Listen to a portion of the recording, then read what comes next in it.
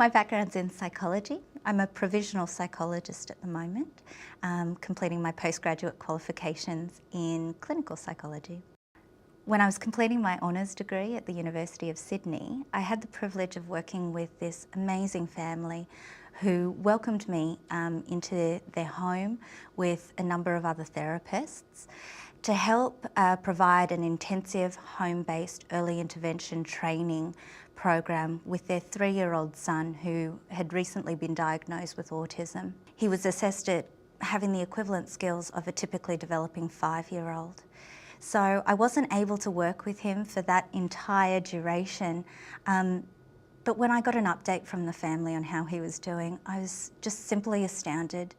Thinking back on my time with this family, I actually didn't realise how much of an influence they had on me. And just finding myself thinking about this beautiful little boy, how much passion, how much hard work and how much commitment the entire family sacrificed for this program has really been a passion of mine to see. The idea of the app was really a synthesis of so many different experiences I've had over my life, not only through my own career, but also through my husband, who's a special needs teacher. And I guess through him, I've been able to bear witness and hear about a lot of the hardships that the special needs community experiences. My husband had had this incredibly challenging day at work, and he stayed back after all the school kids had left because he'd wanted to introduce a new behaviour management and support program into his classroom. So after meetings, after calls to parents, after report writing, he stayed back and he had to create these visuals. He had to locate a whole lot of images, either on the net or on a CD database program. He had to cut them out individually, laminate them, then come home, recut them out and stick bits of Velcro on them so he could use them for the next day. So he was incredibly exhausted when he came home, and I just watched him. I mean, he's an amazing teacher. And after this long day, the fact that he was sitting there and committing himself to another 3 hours work because he was so passionate about putting this program in the next day. I offered to help him and we got chatting. I wondered how it was that he still had energy and patience for this. So as I was helping him cut out these images and cutting those little bits of Velcro and sticking them onto the backs of all these visuals, I thought back to this family that I had the opportunity to work with. And not once did I ever wonder where all of the hundreds of visuals I used during therapy actually came from. And I realised that his parents must have spent every night after a 6-hour day of therapy, 6 days a week, creating all of these new visuals. And if they were doing that, how many other parents and teachers and therapists are out there putting in all of this energy into creating visuals that take away their energy for, the people they care for the next day. It just dawned on us.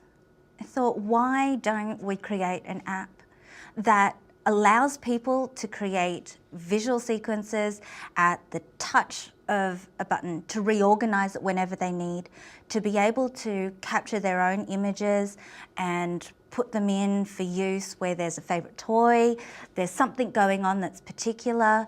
If the person or the individual has to go to a new appointment to meet a new person, how could we reduce the challenging behaviour, reduce the anxiety and allow, carers and therapists to really put their energy into what matters to them most, and that is to enjoy connecting and engaging with the people they care for.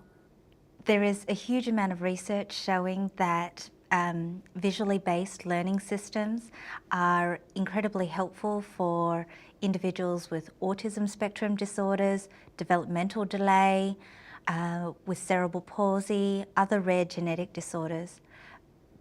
But I think the entire community, so the parents, the carers, the teachers, the therapists of these individuals will also benefit because of the functionality of the app. Pic-See has been designed so that customizable visual sequences can be generated quickly, easily, so that individuals can engage and interact with Pic-See, with the images, but also to be able to communicate what's going on for them through the Emotion Centre. We have put together some beautifully designed animations in order to capture the imagination of users, to help the parents, the teachers, the professionals working with these individuals engage the users in what is going on. I originally applied for a few grants to try and fund the development of Pic-See. Unfortunately, they weren't successful, but with the encouragement and support of my family and friends, I decided that I thought Pic-See could make a difference. So with a little bit of trepidation, invested personal funds into this. I never would have imagined that I would have been capable of doing something like this and seeing something through right to the end. It hadn't been, I guess, something I'd ever really aspired toward to do. But now that I've done it, I can't believe that I was able to take a seed of an idea and turn it into a marketable product.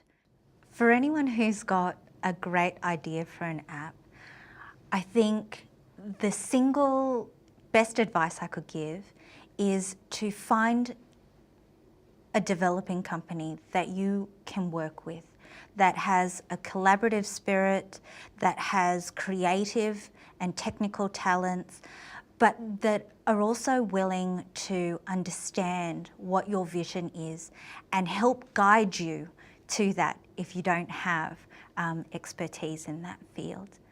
And Art of Multimedia were all of these things and more in the development of Pic-See.